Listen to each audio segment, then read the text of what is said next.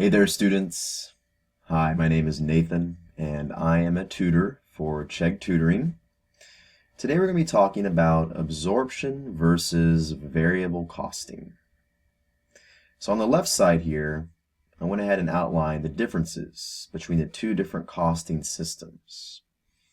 And on the right side, we're going to do a little practice problem so you can apply your knowledge. Now, absorption costing. The reason why they call it absorption is because it absorbs fixed overhead into cost of goods sold.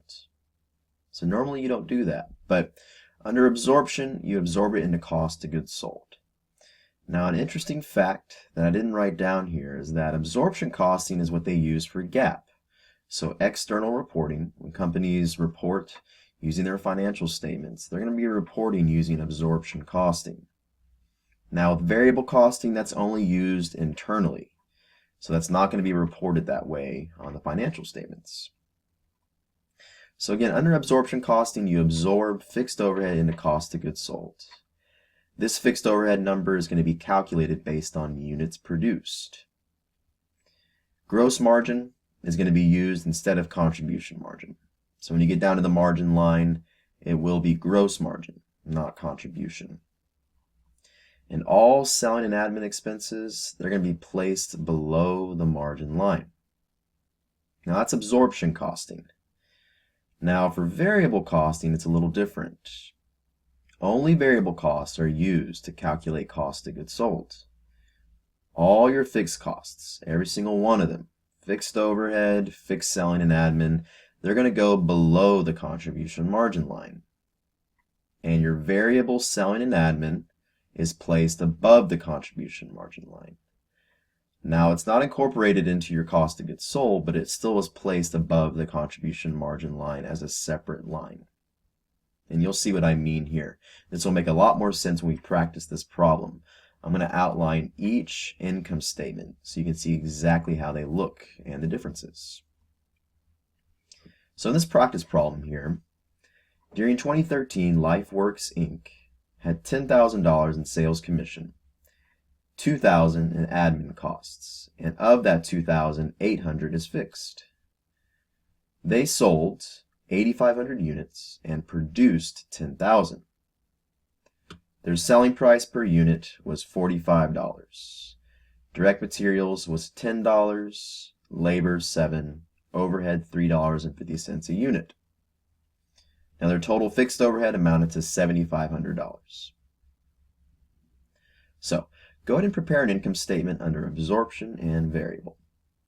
So let's go ahead and do absorption first.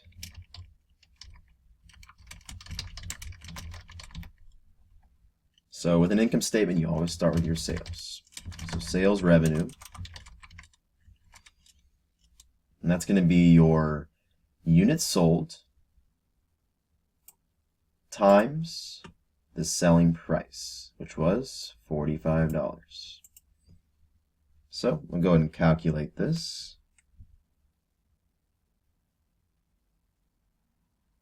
45 times units sold, which is 8,500. 382,500. And once again, that was your units sold, which is 8,500 times the selling price. From there, you're going to subtract your cost of goods sold. And that's comprised of a few different things. So again, you have your direct materials, direct labor, variable overhead, and since this is absorption, which I'll go ahead and make larger here,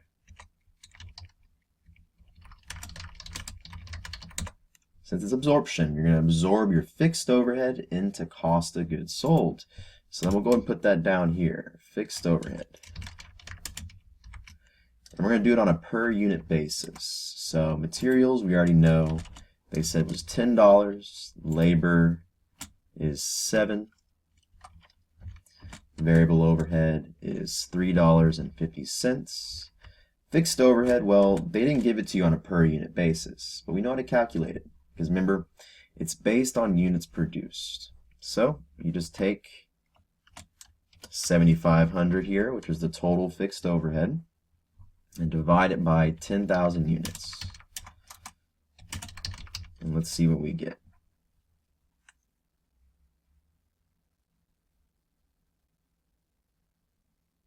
Okay, 0.75, not too much there. All right, so then our total product cost is going to be equal to the sum of each of these numbers. So 17, 20, 50, and then 21, 25. Okay, and then since this is cost of goods sold, it's what we use to sell it. So you're going to go ahead and multiply this number times the units sold. It's the cost of what you sell. So total cost of goods sold will be 21.25 times 8,500 units sold. So 180,625. So once again, all I did was I did the total product cost times the 8,500 units sold. All right, so that was the hardest part there, cost of goods sold. Now from there, that's going to equal your gross margin. So we'll just go ahead and subtract this number from that number there. 382,500 minus 180,625. 201,875. Not a bad margin there. So 201,875 is your gross margin. Now from there, you just take out all your selling and admin expenses. They go below. So our first one, 10,000 in sales commission. That is a variable selling expense. So we make sure we put that down here. So variable selling expense for the commissions, 10,000. Then it says 2,000 in administrative cost, of which 800 is fixed. So since it's absorption, you just take out all of your admin expenses down here. So it's just the sum. So it's just the 2,000 there from those admin costs.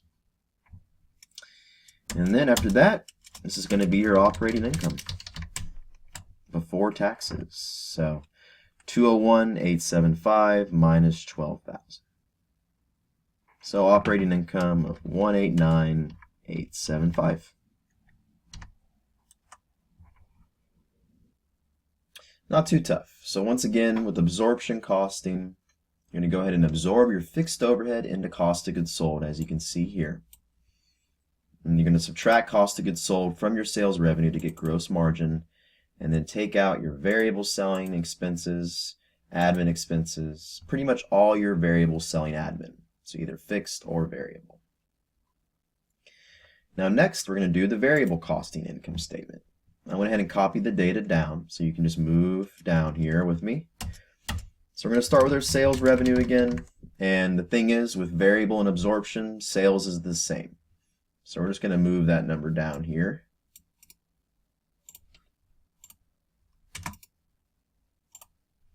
It's still 382,500. After that, we're going to take out our variable cost of goods sold. So with variable income statement, you don't absorb fixed overhead into cost of goods sold. It's only your variable expenses. We'll move those down as well. So it's just your direct labor, variable overhead, and direct materials.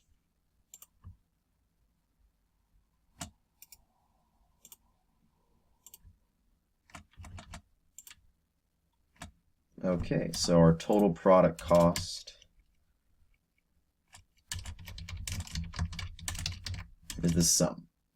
So $20.50. And you're going to multiply that times units sold, which is 8,500. So your total cost of goods sold here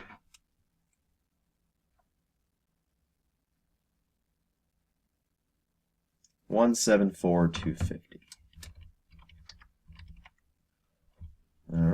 So subtract that number here from your sales revenue, and you get to what they call contribution margin.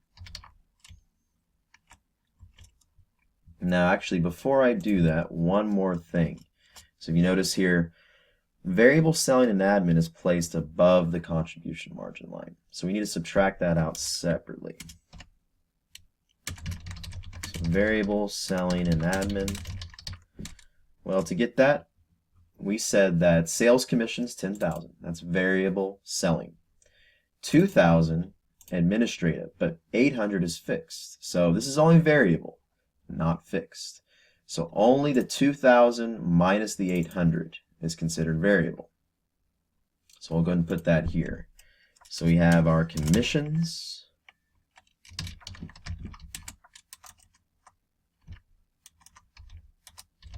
$10,000,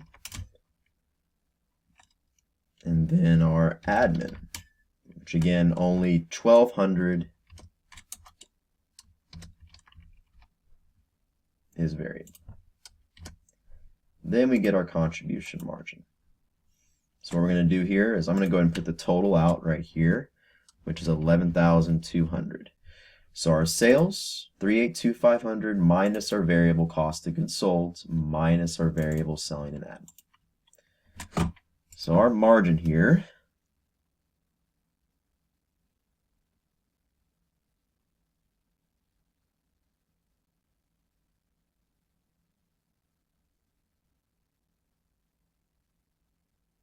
is 197,050. From there, you subtract out all your fixed expenses. So minus fixed overhead and minus fixed selling and admin. Fixed overhead, they said, was $7,500. So I'll put that right here.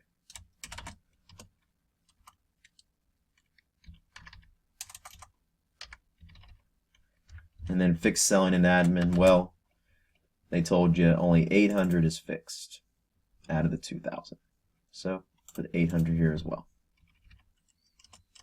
Then we get operating income. So 197,050 minus 7,500 minus 800. 188,750. And that's it. So let's take a look at the differences here. So 188,750 compared to 189,875.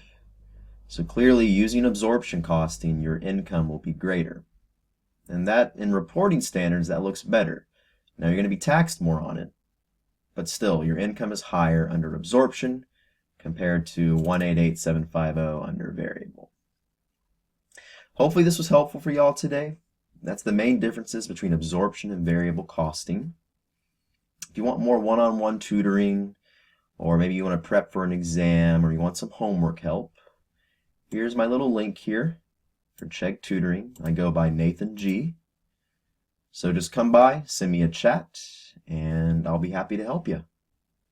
All right, thanks for listening today, and I'll see you in the next video.